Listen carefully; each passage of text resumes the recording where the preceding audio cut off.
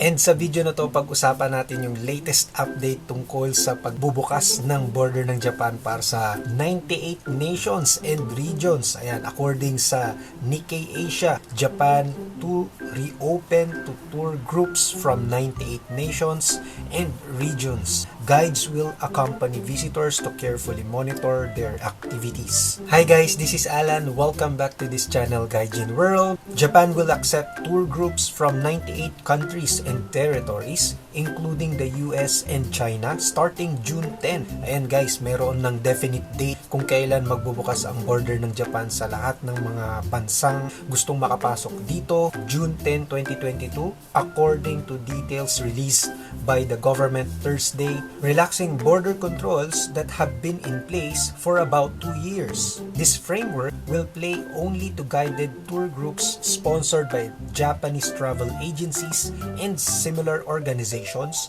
responsible for taking in the visitors. So, yung mga makakapasok pa lamang dito ay yung mga tourist na kabilang doon sa mga package tours, yung mga mag-a-avail ng package tours, sila lang yung pwede makapasok dito. At merong mga travel agencies and similar organizations na mag-handle ng kanilang itinerary para matrack ng government yung kanilang pagstay dito sa Japan. No individual tourist traveling alone will be granted entry. Ayan. So, hindi pwedeng individual, kailangan naka-package tour siya. Tour guides will accompany the groups during their stays to ensure that activities during the trips are carefully monitored. The 98 nations and regions, which also includes Australia and South Korea, were chosen based on low rates of positive cases, both locally and among inbound travelers at Japan's point of entry. So, di pa natin malaman kung kasama, for sure kasama na ang Philippines dito, no? Kasi 90 plus countries yung nabanggit. Pero hindi tayo specific, wala pa tayong nakikitang specific name ng Philippines sa article na. No COVID test or quarantining will be required upon entry for the tourists regardless of vaccination status. Mukhang magandang flow ito sa mga papasok na turista dahil starting June 1 nga ay magbabago na nga yung conducting ng kanilang quarantine test. So according dito, no COVID test naman or quarantining will be required upon entry for the tourists regardless of vaccination status. So iba ito, taliwas ito, 'di ba? Taliwas.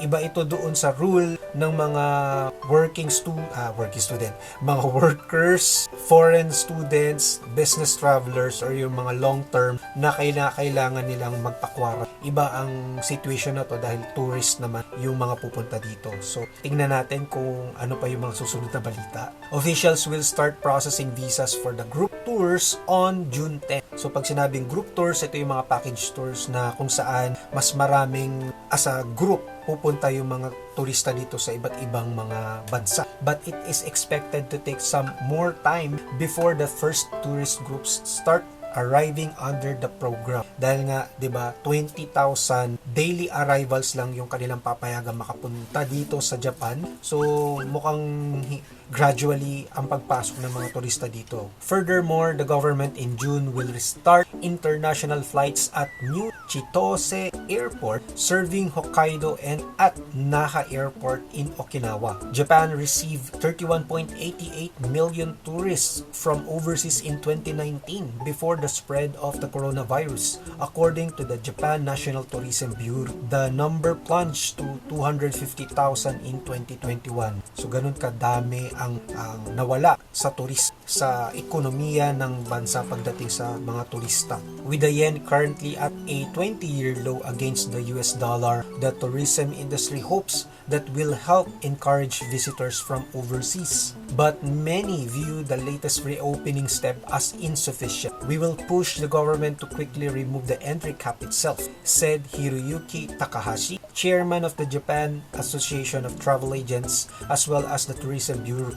Japan has already opened to foreigners to some extent with a limit of 10,000 visitors per day, but they tend to be workers and students under special visas. So yung mga nabanggit ko nga kanina, yung mga business travelers, workers like mga trainees, and students, sila yung mga nasa special exceptional circumstances na kakailangan nilang mag-submit or mag-download ng My SOS app mag-submit ng mga PCR test, 72 hours certification. So sila yung mga pinapayagan before, ngayon ay dadagdagan na nila ng tourist. A quick recovery in Chinese tourists who accounted for the bulk of inbound travelers before the pandemic is unlikely because of Beijing's strict quarantine rules upon returning. According uli sa Nikkei Asia, Japan to start accepting tourists on June 10, Kishida. Prime Minister calls for new international order originating from Asia. Japan will reopen its border to international tourists on June 10, starting with tour groups, Prime Minister Fumio Kishida announced on Thursday. Speaking of a future of Asia dinner part of a conference organized by Nikkei in Tokyo,